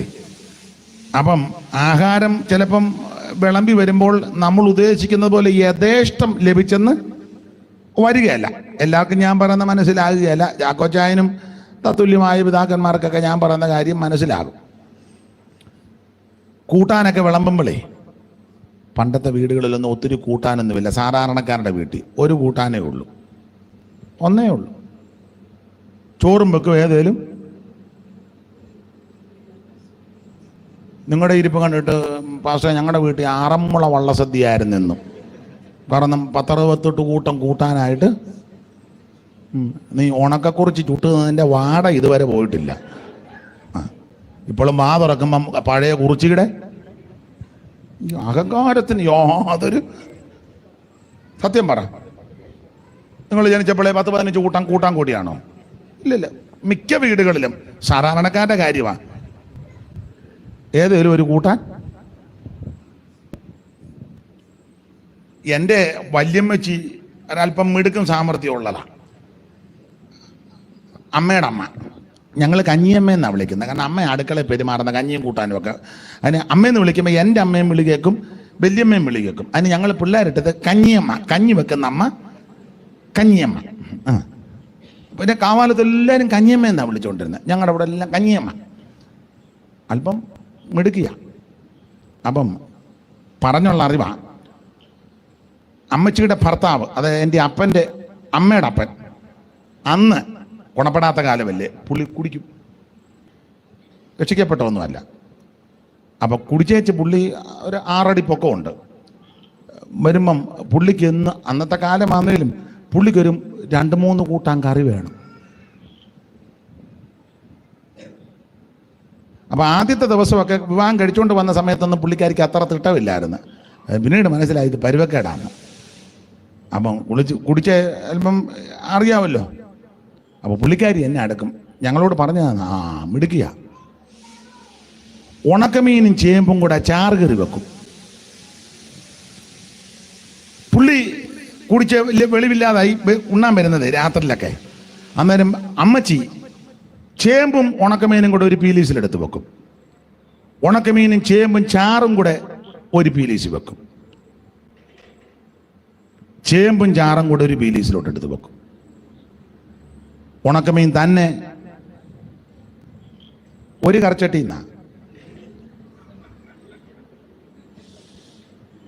പുളി വെളിവില്ലാതല്ലേ വന്നേ ഇരിക്കുമ്പം എന്തിയാടി ചോറ് കൊണ്ടുവരാൻ പറയും. ചോറ് ആദ്യം വെച്ച് 4 പ്രാവശ്യമായിട്ടേ കൂട്ടാൻ കൊണ്ട് ചെല്ലുള്ളൂ. ആദ്യം ഒരു പീലീസ് വേണം. ഒന്നേ ഉള്ള, ഇല്ല കൊണ്ടുവരുന്നെന്ന് പറയും. 2 കൂട്ടാൻ, ഇല്ല ഇനി ഉണ്ടെന്ന് പറയും. 4 പ്രാവശ്യം കൊണ്ടുവെക്കും. എന്നിട്ട് പുള്ളി ഇതെല്ലാം കഴിച്ചേച്ചേ, നല്ല വെളിവില്ലല്ലോ, ഒരു കറച്ചട്ടി അമ്മച്ചി ചെയ്തത്. പുള്ളി കഴിച്ചേച്ച് കൈയൊക്കെ കഴുകിച്ച് ഏമ്പൊക്കം വിട്ട് പറയും, കെട്ടുകയാണെങ്കിൽ ഇവളെ കെട്ടണം. അങ്ങനുണ്ട്. അതൊക്കെ ഒരു മിടുക്കാം. ആ വല്യമ്മച്ചിയുടെ കൊച്ചുമോനാ ഞാൻ.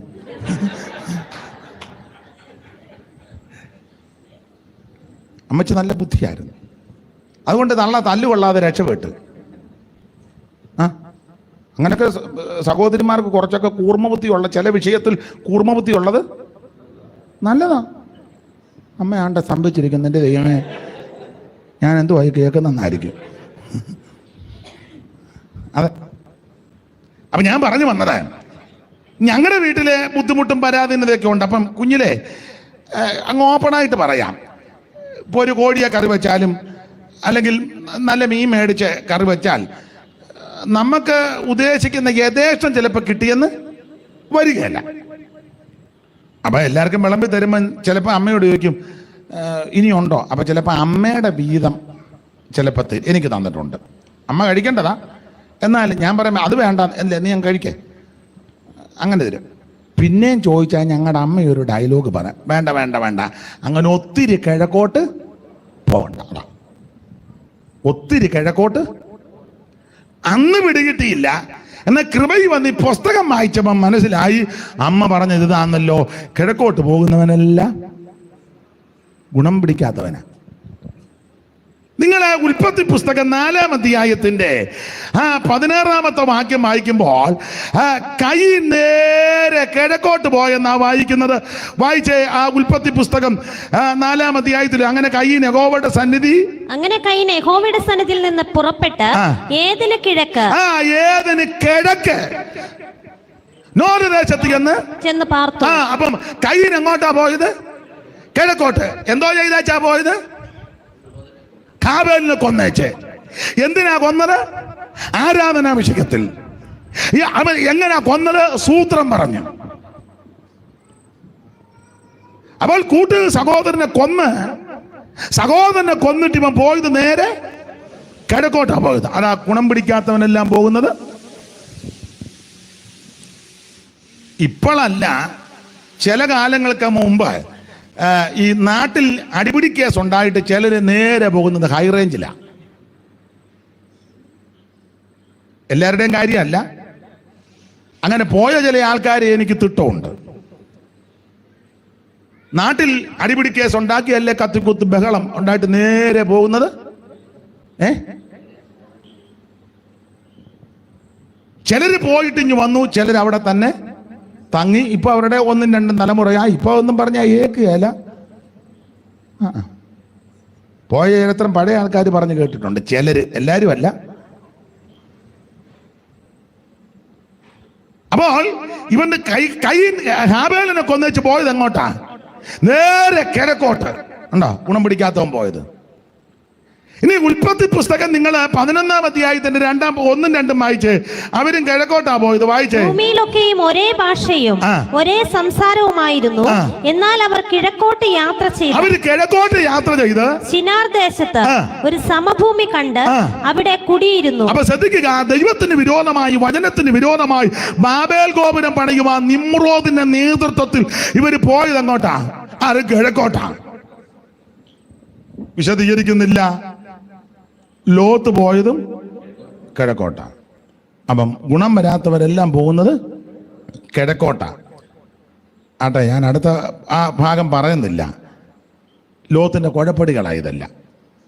നീ കിഴക്കോട്ടല്ല പോകേണ്ടത്, ദൈവത്തിങ്കിലേക്ക് വരണം, വചനത്തിങ്കിലേക്ക് വരണം, പ്രമാണത്തിങ്കിലേക്ക് വരണം, ഈ കൂട്ടായ്മയിലേക്ക് വരണം. Price the Lord.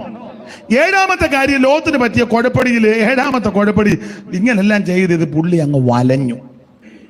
അതാ പത്രോസ് പറഞ്ഞത്, വലഞ്ഞു പോയ നീതിമാനായ ലോത്ത്. കുറച്ച് നീതി ന്യായമൊക്കെ ഉണ്ടെങ്കിലും പക്ഷെ വലഞ്ഞു പോയി. എന്നെ കേൾക്കുന്ന പ്രിയര്, ഈ 13-ാം അധ്യായത്തിൽ ലോത്തിന് സംഭവിച്ച അധപതനങ്ങളാണ്. എന്നാൽ അബ്രഹാമിന് നമ്മൾ ഈ അധ്യായത്തിൽ പഠിക്കുമ്പോൾ അബ്രഹാമിന്റെ വിശേഷതകളിൽ പലതുണ്ട്. ദൈവത്തിന് മഹത്വം. 1-2 കാര്യങ്ങൾ കമ്പിവാചകം പോലെ ചിന്തിച്ച് നമുക്ക് വേഗത്തിൽ ആ 15-ാം അധ്യായത്തിൽ വന്ന് ചില കാര്യങ്ങൾ പറഞ്ഞ് അവസാനിപ്പിക്കാം. ദൈവത്തിന് സ്തോത്രം. അബ്രഹാമിന്റെ വിശേഷത 1 ഇന്നലെ നമ്മൾ ചിന്തിച്ചല്ലോ. അബ്രഹാമിനെ ദൈവം വിളിച്ചതാ. യെശയ്യാവ് 51:2 വായിച്ചേ. അബ്രഹാമിനെ ദൈവം വിളിച്ചു. വായിച്ചേ. നിങ്ങളുടെ പിതാവായ അബ്രഹാമെങ്കിലേക്കും നിങ്ങളെ പ്രസവിച്ച സാറായെങ്കിലേക്കും തിരിഞ്ഞു നോക്കുവിൻ. ഞാൻ അവനെ ഏകനായി വിളിച്ച് അവനെ അനുഗ്രഹിച്ച് വർദ്ധിപ്പിച്ചിരിക്കുന്നു. ദൈവത്തിന് സ്തോത്രം. അപ്പൊ ശ്രദ്ധിക്കുക, അബ്രഹാമിന്റെ വിളിയെ പറ്റി പറയുക. അബ്രഹാമിനെ ദൈവം ഏകനായിട്ട് വിളിച്ചു. അപ്പൊ ശ്രദ്ധിക്കുക, 1 അബ്രഹാമിന്റെ വിശേഷത ദൈവത്തിന്റെ വിളി കേട്ടിറങ്ങിയവനാ. 2 ഞാൻ വിവരിക്കുന്നില്ല. 2 അബ്രഹാമിന്റെ പ്രത്യേകത, അബ്രഹാം നദി കടന്നു വന്നവനാ. വിളി കേട്ടിട്ട് അവിടെ തന്നെ നിന്നില്ല, ചവിട്ടി നിന്നില്ല. അബ്രഹാം നദി കടന്ന് ഇക്കരെ കയറി. നിങ്ങളാണ്ട് യോശുവയുടെ പുസ്തകം 23-ാം അധ്യായം എടുത്താട്ടെ, അവിടെ നദി കടന്നു വന്നെന്നാ കൊടുത്തിരിക്കുന്നത്. യോശുവയുടെ പുസ്തകം 24-ാം അധ്യായത്തിന്റെ 2-3 വാക്യം വായിച്ചേ.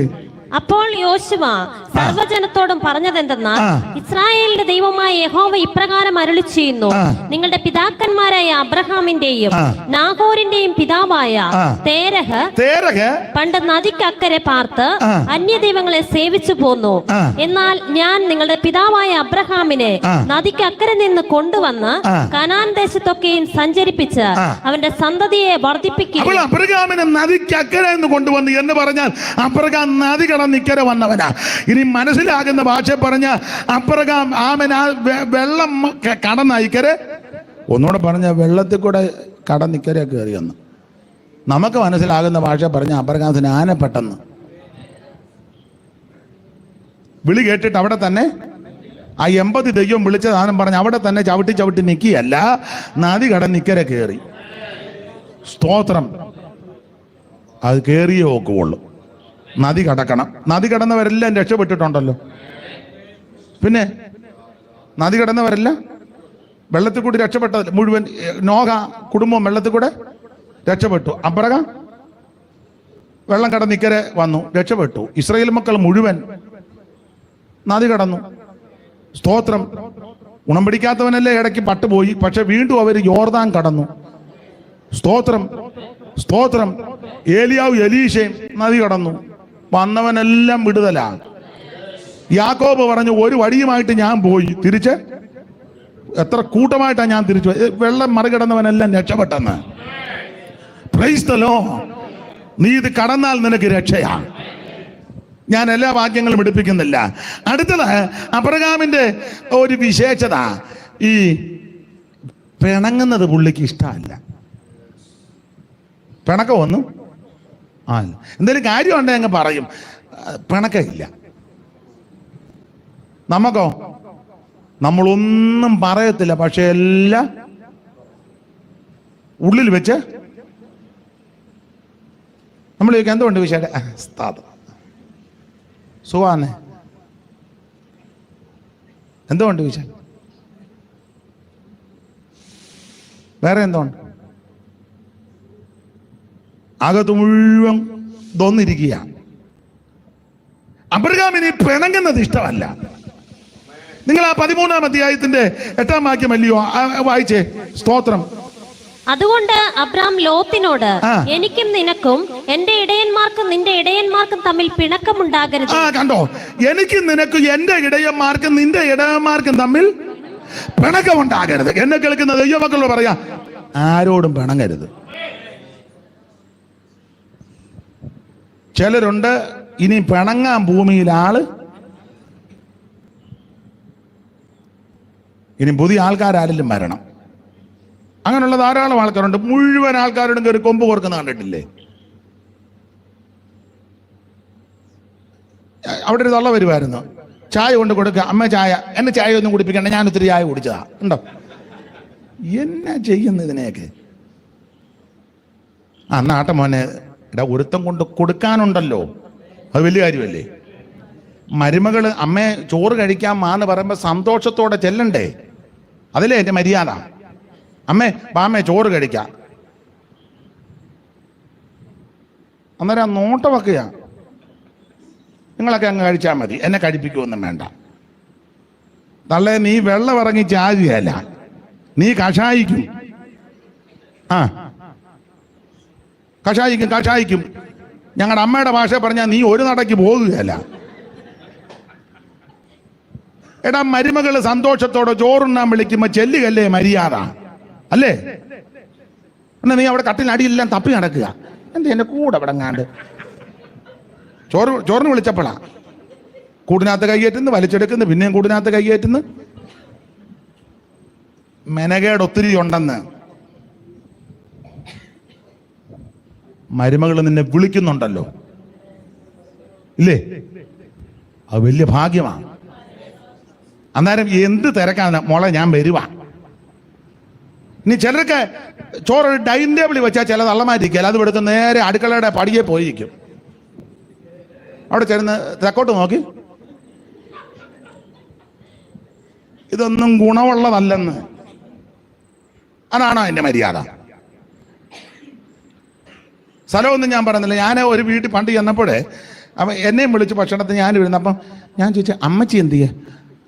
അവർക്കൊരു ബുദ്ധിമുട്ട്. ഞാൻ അമ്മച്ചിയെ നോക്കിയിരുന്നു, അമ്മച്ചി അടുക്കളയുടെ ഇവിടെ നിന്ന് ചോറ് തിന്നില്ല. ഞാൻ പറഞ്ഞു, അമ്മച്ചി വാമ. ഞാൻ അവരുടെ ഡൈനിങ് ടേബിളിൽ ഇരിക്കുകയല്ല. ആരുടെ ഡൈനിങ് ടേബിളിൽ? സ്വന്തം മകനാ. ഞാൻ അവരുടെ ഡൈനിങ് ടേബിളിൽ. എന്നാൽ പിന്നെ എന്തിനാ വീട്ടിൽ താമസിക്കുന്നേ?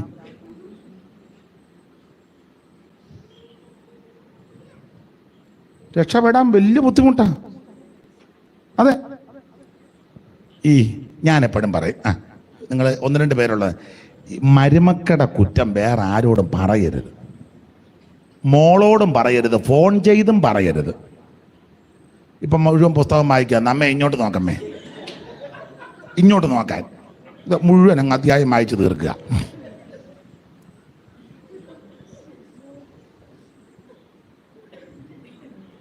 മരുമകളെ, എൻ്റെ അഭിപ്രായം അങ്ങ് പറയാം, മരുമകളായിട്ട് കാണരുത്, മോളെ പോലെ കരുതണം.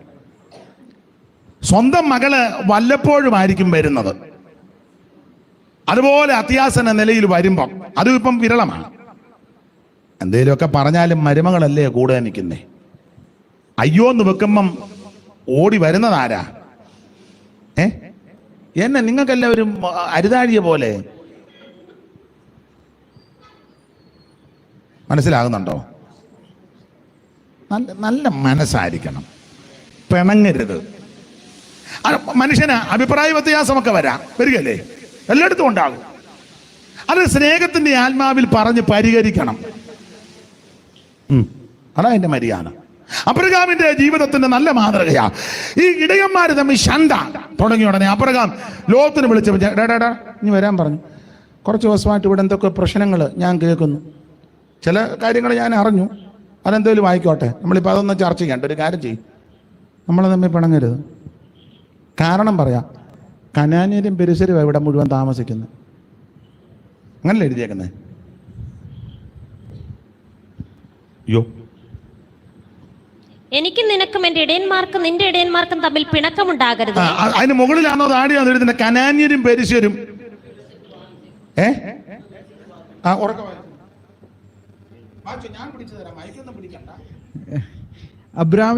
അബ്രാമിന്റെ കന്നുകാലിയുടെ ഇടയന്മാർക്കും ലോത്തിന്റെ കന്നുകാലിയുടെ ഇടയന്മാർക്കും തമ്മിൽ പിണക്കമുണ്ടായി. കനാന്യരും പെരിസ്യരും അന്ന് ദേശത്ത് പാർത്തു. കനാന്യരും പെരിസ്യരും അന്ന് ദേശത്ത് പാർക്ക. അവരുടെ ഇടയ്ക്കല്ല പെന്തിക്കോസുകാരും. കനാന്യരും പെരിസ്യരും അവരുടെ നടുവില IPC-കാരനും ചർച്ചോ കോഡുകാരനും ന്യൂണ്ടിയാക്കാരനും അസംബ്ലീസ് കോഡ് എല്ലാ കോഡുകാരനും. മനസ്സിലായോ? പെന്തിക്കോസ് കാരി, അതൊരു വലിയ കാര്യമാണ്. പെന്തിക്കോസ് വരാല് പിന്നെയും കുഴപ്പമില്ല, കാര്യ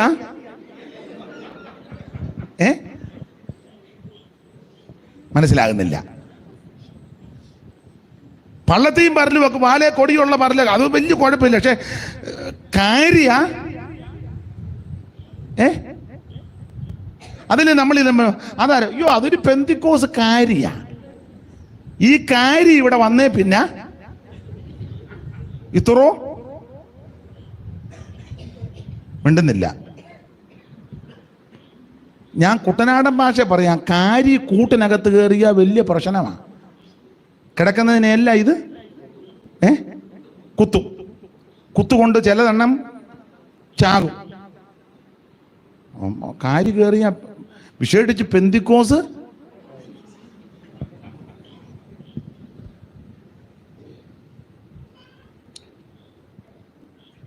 പെന്തിക്കോസുകാര് വഴക്കുണ്ടാക്കരുത്. കാരണം കനാന്യരും പെരിസ്യരും ദേശത്ത് പാർക്കുക. അവരുടെ നടുവിൽ നീ വഴക്കുണ്ടാക്കാതെ പ്രശ്നമുണ്ടാക്ക മാതൃകയോടെ ജീവിക്കണം. അവര് പറയണം അയ്യോ അതെ ഇവിടെ ഒരു പെന്തിക്കോസുകാർ വന്നു കേട്ടോ, അവര് വന്നേ പിന്നെ നല്ല സമാധാനമായി. ഇവിടെ പണ്ടിവിടെ കുടിയും ബഹളവും മഴക്കും ബുക്കാറ സന്ധ്യ അങ്ങ് അലപ്പ. ഇതുങ്ങൾ വന്നേ പിന്നെ കേട്ടോ ഒത്തിരി അത് പറയിപ്പിക്കണം. ഇത് നേരെ തിരിച്ച് അയ്യോ ഒരു കുടുംബക്കാരിവിടെ വന്ന് എവിടുന്ന് വന്നതാണെന്നോ ഇതല്ല. ആ തള്ളയാന്നേ ആരോടും മിണ്ടുകയല്ല. അവരുടെ മോന്ത കണ്ടാൽ തന്നെ അറിയാം കുശുമ്പും കുഞ്ഞായ്മേ കുത്തിയിടിച്ച് കയറ്റിയേക്കുക. നിങ്ങളുടെ കാര്യമല്ല പറഞ്ഞ്, നിങ്ങളുടനെ എന്നെ ഇങ്ങനെ നോക്കുന്നു. നിന്നെ പറ്റി പറയണം. അവരിവിടെ വന്നേ പിന്നെ ഇവിടുത്തെ വഴക്ക് ഒതുങ്ങി. അവര് വന്നേ അയ്യോ ആ വ്യക്തി സഭയിൽ വന്നേ പിന്നെ വഴക്കില്ല കേട്ടോ.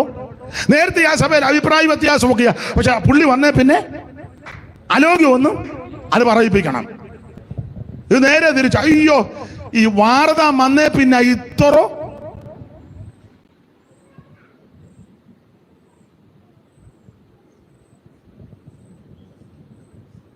അങ്ങനെ പറയിപ്പിക്കരുത്. ആ അമ്മച്ചി വന്നേ പിന്നെ ആ വീട്ടിൽ സമാധാനമാണ്. ആ സഹോദരി വന്നേ പിന്നെ ആ വീട്ടിൽ അലോഗ്യം ഉണ്ടായിട്ടില്ല. ആ സഹോദരൻ ആ സഹോദരിയെ വിവാഹം ചെയ്തത് കൂടി അവിടെ വീട്ടിലെ പ്രശ്നം തീർന്നു. മറ്റേത് അലോഗ്യവും ബഹളവും വഴക്കും. ആ സഹോദരി വന്നേ പിന്നെ പാടുകയും പ്രാർത്ഥിക്കുകയും അയ്യോ ആ വീടിന് നല്ല സമാധാനം. ഞങ്ങൾക്ക് അങ്ങനെ പറയിപ്പിക്കണം.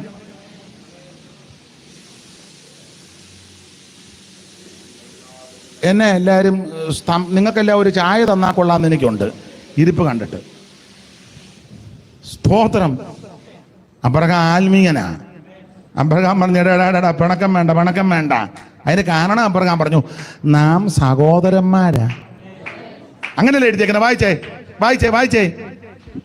എനിക്കും നിനക്കും എന്റെ ഇടയന്മാർക്കും നിന്റെ ഇടയന്മാർക്കും തമ്മിൽ പിണക്കമുണ്ടാകരുതേ, നാം സഹോദരന്മാരാ. നാം സഹോദരന്മാരാ എന്ന് പറഞ്ഞാൽ നാം സഹോദരന്മാരാ. ദൈവത്തിന് മഹത്വം. നാം ദൈവമക്കളാണ്. ഞാൻ സകല പെന്തിക്കോസുകാരോടും കൂടാ പറയുന്നത്. മറ്റുള്ളവരുടെ കാര്യം നമ്മൾ പറയണ്ട, അത് നല്ലതാ, എല്ലാവരും അനുസരിക്കുന്നല്ലേ. വഴക്കുണ്ടാക്കരുത്, പിണങ്ങരുത്, പിണങ്ങരുത്, ആരോടും പിണങ്ങരുത്. ഇത് പിണങ്ങി വെച്ച് ഞായറാഴ്ച വന്ന് കർത്തൃമേശ എടുക്കുകയല്ല. കർത്തൃമേശ കൊണ്ടുവരുമ്പോൾ നിൽക്കുക സായിബാബ നിൽക്കും പോലെ.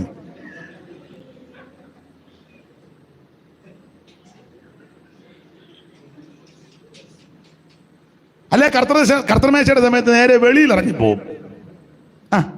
തിരുമേശ അടക്കുമ്പോൾ ഇവൻ പമ്മി പാഷന്മാരെ കണ്ണടച്ച് പ്രാർത്ഥിക്കുമ്പോൾ ഇവനെ കാണുകയല്ല. കർത്തൃമേശ എല്ലാം കഴിയുന്നതിന് വരെ അവൻ പോയി ചായയും കുടിച്ചേച്ച് പമ്മി, എടാ നീ ഇനി എന്നാ കോണമാകുന്നേ?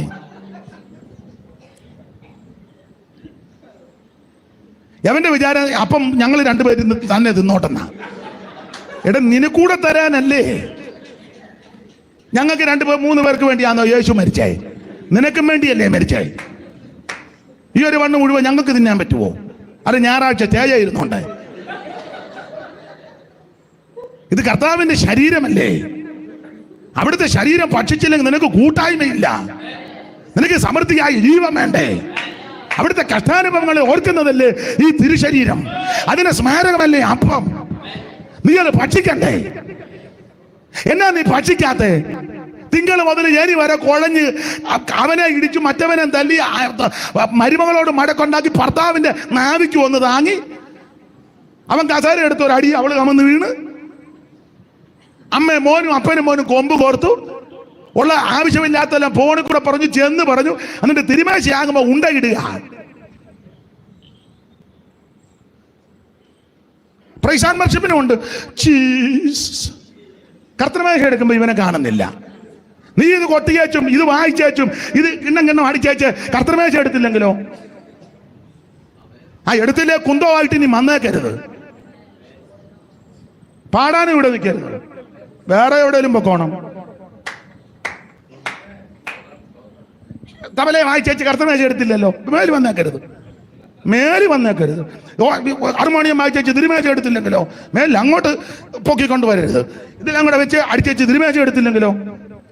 നിങ്ങളിവിടെ വന്ന് പാട്ട് പാടിയേച്ച് ഈ മാന്യ കർത്തൃദാസൻ അപ്പം നുറുക്കി തരുമ്പോൾ നിങ്ങളത് എടുത്തില്ലെങ്കിലോ? നിന്റെ പാട്ട് വേണ്ട.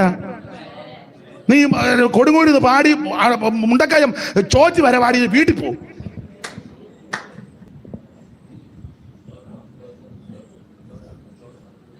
തിരുമേശ എടുക്കണം. രക്ഷിക്കപ്പെട്ട് സ്നാനപ്പെട്ട് ആത്മനിർമ്മല പ്രാപിച്ച സകല വിശുദ്ധന്മാരും ഭാഗവക്കാകണം. അതിന് താല്പര്യമില്ലെങ്കിൽ ക്രമീകരിക്കേണ്ട ഭാഗം നീ ക്രമീകരിക്കണം. സ്തോത്രം, സ്തോത്രം. അല്ലാതെ രാവിലെ ഞങ്ങളുടെ അമ്മയുടെ ഭാഷ പറഞ്ഞൊരു കളസവും എടുത്തിട്ടുണ്ട് ഒക്കത്തില്ല. ഇതെന്നെ എടുക്കാത്ത പല പ്രശ്നങ്ങളാ. നമ്മൾ എടുത്ത പോയിന്റ് ഇതാ, വഴക്ക്, പിണക്കം. ശനിയാഴ്ച രാത്രി അവന്റെ ചെവിക്കൽ നോക്കി 3 അടി അടിച്ചേച്ച് ഞായറാഴ്ച വന്നപ്പോ അപ്പം വെച്ചത് എങ്ങനെ എടുക്കും? ക്രമീകരണം വരുത്തണം. സ്തോത്രം, സ്തോത്രം, സ്തോത്രം. ദൈവത്തിൽ പിണക്കം ഉണ്ടാകരുത്. ആരോടും പിണങ്ങരുത്. കുടുംബത്തിൽ ആരോടും പിണങ്ങരുത്. സഹോദരങ്ങളോട് പിണങ്ങരുത്. സഭാവിശ്വാസികളോട് പിണങ്ങരുത്. അയലത്തുകാരോട് പിണങ്ങരുത്. പിണങ്ങുന്ന വിഷയങ്ങളൊക്കെ വരാൻ നീ അങ്ങ് ഒഴിഞ്ഞു മാറിയേക്കണം. ഒഴിഞ്ഞു മാറണമെന്ന് അധികം സംസാരിക്കരുത്. നീ ശാന്തമായിട്ടിരിക്കുക. വാക്കുകൾ വരുത്താ പാപം ഉണ്ടാകും. ചുമ്മാ ചപ്പളാത്തി അടിക്കരുത്. വിടുവായനായിട്ട് നടക്കരുത്. ഏഷണിക്കാരനായിട്ട് നടക്കരുത്. ഇപ്പൊ നിങ്ങൾ ചിന്തിക്കുക, ദൈവമേ നല്ല അന്തരീക്ഷമായിരുന്നു ഇന്നലെ, ഞങ്ങളതൊക്കെ ഓർത്ത് വന്നപ്പോ ഇങ്ങനാന്നല്ലോ. അയ്യോ, നിങ്ങൾക്കും ആവശ്യമാ, പ്രസംഗിക്കുന്ന എനിക്കും ആവശ്യമാ. ഓൺലൈനിൽ എനിക്കൊരു 10-200 പേര് കാണുമായിരിക്കും. 550 പേരുണ്ട്. അവർക്കും ഗുണമാ. ഒന്നുകൂടെ പറയാം, പെന്തിക്കോസുകാരോടാ പറയുന്നത്, നീ പിണക്കരുത്, അന്യോന്യം പോർ വിളിക്കരുത്. ആരോടേലും പിണങ്ങി ഇരിപ്പുണ്ടെങ്കിൽ നിരപ്പ് പ്രാപിച്ചോണം. ഏത് നിമിഷത്തും കർത്താവ് വരാ. നീ കുരുക്കെല്ലാം ഒപ്പിച്ച പോക്ക് നടക്കുകയല്ല. ദൈവത്തിന് മഹത്വം. അല്ല, അപ്രകാരം പറയുക, അയ്യോ ശണ്ട ഉണ്ടാകരുത്, നമ്മൾ തമ്മിൽ പിണക്കമൊന്നും ഉണ്ടാകരുത് പറയുക. നാം സഹോദരന്മാരല്ലോ, നാം പെന്തിക്കോസുകാരല്ലയോ. ദൈവത്തിന് മഹത്വം. ഇങ്ങനെയൊക്കെ അപ്രകാരം ഒരു കാര്യം കൂടെ പറഞ്ഞ ആ ഭാഗം വിടാം.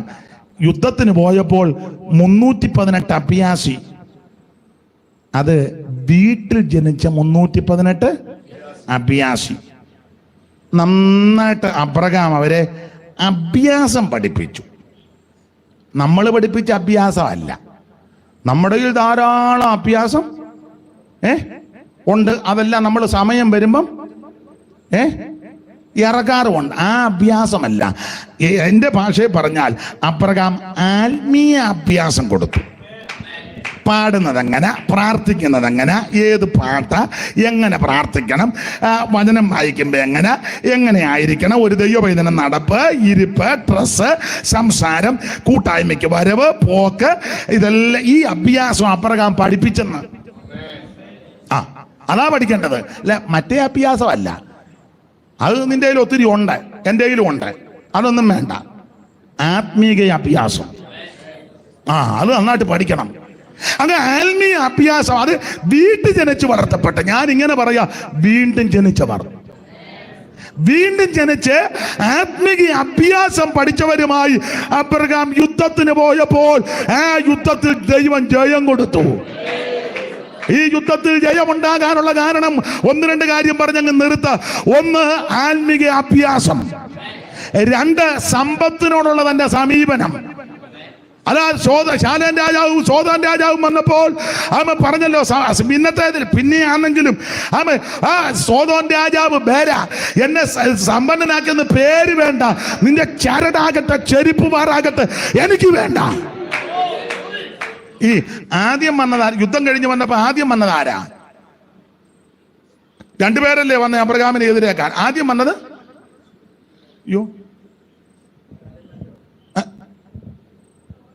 സോദോം രാജാവ് ആദ്യം വന്നത്. രണ്ടാമത് വന്നത് ശാലേം രാജാവ്. ആദ്യം വന്നത് സോദോം രാജാവും, രണ്ടാമത് വന്നത് സോദോം രാജാവ് പ്രാകൃതന്, ശാലേം രാജാവ് ആത്മീയന്. അതൊന്നും ഞാൻ വിവരിക്കാൻ നേരമില്ല. കൊരിന്ത്യ ലേഖനത്തിൽ പൗലോസ് പറഞ്ഞു, ഒന്നാമത്തത് പ്രാകൃതം, ആത്മീയം പിന്നത്തേത്. അപ്പൊ 2 ആത്മീയം. ഒന്നാമത്തത് പ്രാകൃതം, അതാ സോദോം രാജാവ്. ആത്മീയം രണ്ടാമത്തതാ, അതാ ശാലേം രാജാവ്. സ്തോത്രം. ഞാൻ ഇനി ആ ഭാഗമൊക്കെ പറയണമെങ്കിൽ ഏറെ സമയം എടുക്കേണ്ടി വരും, അങ്ങോട്ട് പോകുന്നില്ല. കർത്താവ് അനുവദിക്കുകയാണെങ്കിൽ എന്നേലും ഒക്കുന്നെങ്കിൽ ഓർക്കുകയാണെങ്കിൽ നമുക്ക് ചിന്തിക്കാം. ഇപ്പം ഗുണമാകാനാണ് ഇതൊക്കെ മതി ഇല്ല പാസ്റ്റേ, 14 മൊത്തം പറഞ്ഞാലേ ഞാൻ ഗുണമാകുള്ളൂ, അങ്ങനെ ഇല്ലല്ലോ. ഇല്ല, മതി. പ്രസംഗിക്കുന്ന എനിക്കും കൂടെയുള്ള ദൂത. നാം ആരോടും പിണങ്ങാതെ ആത്മീയത്തിന് പ്രഥമസ്ഥാനം കൊടുത്ത് വീണ്ടും ജനിച്ച് ആത്മീയ അഭ്യാസം പ്രാപിച്ച് കൃപയിൽ നിന്നാൽ നിനക്കൊരു ജയമുണ്ട്. അങ്ങനെ ജയിച്ചു വന്ന് നിന്നോട് ദൈവം പറയുകയാ, ഞാനാണ് നിന്റെ പ്രതിഫലം, ഞാനാണ് നിന്റെ പരിചയ. ദൈവം നമ്മുടെ പരിചയ, ദൈവം നമ്മുടെ പ്രതിഫലമാ. നിനക്ക് ദോഷം വരാൻ ദൈവം അനുവദിക്കത്തില്ല, നിന്റെ സന്തതിക്ക് ദോഷം വരാൻ ദൈവം അനുവദിക്കത്തില്ല, നിന്റെ കുടുംബത്തിൽ അനർത്ഥം വരാൻ ദൈവം അനുവദിക്കത്തില്ല. നിനക്ക് പരിചയമായിട്ടൊരു ദൈവമുണ്ട്. അവൻ ദാവീദ് പറഞ്ഞു, നീയോ യഹോവേ എനിക്ക് ചുറ്റും പരിചയ. നിനക്ക് ചുറ്റും ദൈവത്തിന്റെ പരിചയ, നിന്റെ കുടുംബത്തിന് ചുറ്റും ദൈവത്തിന്റെ പരിചയ, നിന്റെ കുഞ്ഞുങ്ങൾക്ക് ചുറ്റും ദൈവത്തിന്റെ പരിചയ. നീ പോകുന്നിടത്തല്ല ദൈവം നിനക്ക് പരിചയ. യഹോവയായ ദൈവം സൂര്യനും പരിചയമാകുന്നു. നേരോടെ നടക്കുന്നവർക്ക് അവന് നന്മയ്ക്ക് മുടക്കം വരുത്തുകയില്ല. നിന്നെ നന്മ മടങ്ങാൻ ദൈവം അനുവദിക്കത്തില്ല. ദൈവം നിന്നെ ഉയർത്തും, ദൈവം നിന്നെ സഹായിക്കും, ദൈവം നിന്നെ ശക്തീകരിക്കും. നിന്റെ സ്ഥിതിക്ക് ദൈവം മാറ്റം വരുത്തും. നീ അനപ്പതിക്കാൻ ദൈവം അനുവദിക്കത്തില്ല. നിനക്ക് ദോഷം വരാൻ ദൈവം അനുവദിക്കത്തില്ല. ഓ കൃപ കൃപ. എല്ലാവരും അല്പസമയം ദൈവത്തെ സ്തുതിച്ചാട്ടെ. എല്ലാവരും അല്പസമയം ദൈവത്തെ സ്തുതിച്ചാട്ടെ.